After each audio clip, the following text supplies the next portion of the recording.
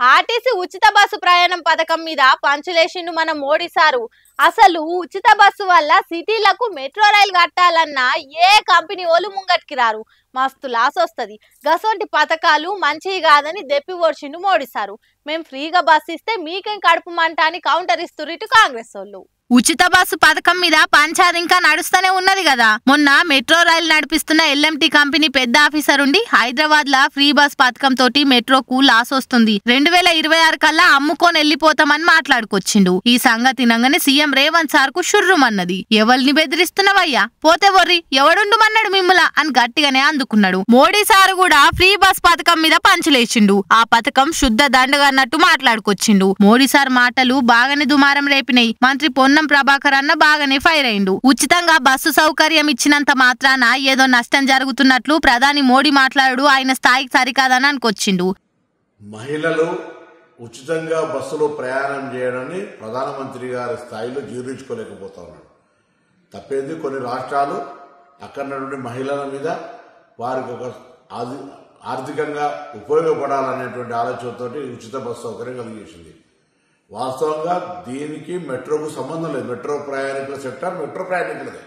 Year కూడా metro పరంగా interview చేస్తే ఇంకా బోగిలు పెంచమని అడుగుతా ఉన్నారు. అది వదిలిపెట్టి ప్రధానమంత్రి గారు రాజకీయపరమైనటువంటి లబ్ధికి సంబంధించిన విషయంలో ఆలోచన చేస్తా ఉన్నారా? ఇంత బస్సు ప్రయాణానికి సంబంధించినటువంటి దాని మీద ప్రధానమంత్రి గారు ఎందుకు ఆ విధంగా వ్యవహారం చేస్తుందో తెలియదు. కానీ తెలంగాణ రాష్ట్ర ప్రభుత్వం కాంగ్రెస్ పార్టీ తప్పకుండా మహిళలకు ఎవరన్నీ తెలంగాణలో ఉన్నటువంటి హైదరాబాద్లో మెట్రో వాళ్ళు ఏం చేసినా ఇంకోరు ఏం చేసినా ఉచిత బస్ ప్రయాణం అనేటువంటి ఏ ఇబ్బంది భవిష్యత్తులో ఉండదు. దీనికి ఇంకా కొన్ని రూట్లు పెంచి, కొన్ని బస్సులు పెంచి, కొంత ఇంకా సౌకర్యంగా చేయడానికి మా ప్రయత్నం కొనసాగుతుంది.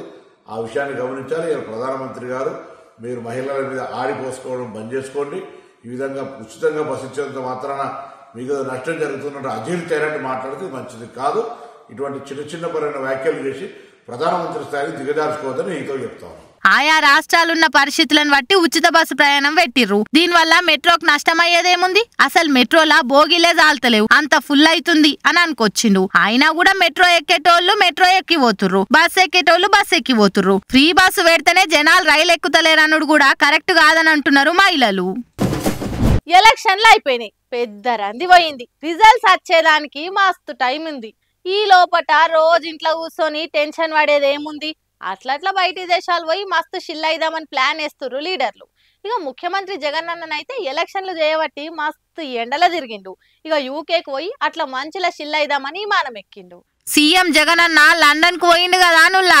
అయ్యో రోజు పోతాడు కదా, అందులో కొత్తేమున్నది అని ఎడ్డిస్తుర్రా ఎట్లా? రోజు పోయే లండన్ కాదు, అన్న పోయింది యూకేలున్న లండన్ కు. జగన్ అన్న ఇద్దరు బిడ్డలు ఆన్నే చదువుకుంటురు కదా, ఇక వాళ్ళని చూడక షానొద్దులాయి. అట్లనే ఎలక్షన్లు అయిపోయి ఇంత తీర్బాటం దొరికి అందుకే చక్కగా సపరేట్ విమానం కిరాయి తీసుకుని లండన్ కు బయలుదేరిండు. ఇక లండన్ కు పోయి బిడ్డలను కలిసి ఆడికెంచి మళ్ళా స్విట్జర్లాండ్ కు పోతాడట. స్విట్జర్లాండ్ లా మంచి అందాలను చూసి మంచిగా ప్రకృతిని ఆస్వాదించి జూన్ 1 తారీఖు నాడు ఆంధ్రాకు వస్తాడట. ఇక నిన్న రాత్రి అన్న విమానం ఎక్కిపోయే ముంగట పంకపాటి లీడర్లంతా పూల గుత్తులు పట్టుకొచ్చి అన్నకు హ్యాపీ జర్నీ చెప్పిర్రు. మరి అన్న బయటి దేశాల టూర్లేసంతా రిలాక్స్ ఉన్నాడంటే ఈసారి గెలుపు మీద అంత నమ్మకం పెట్టుకున్నట్టుండు.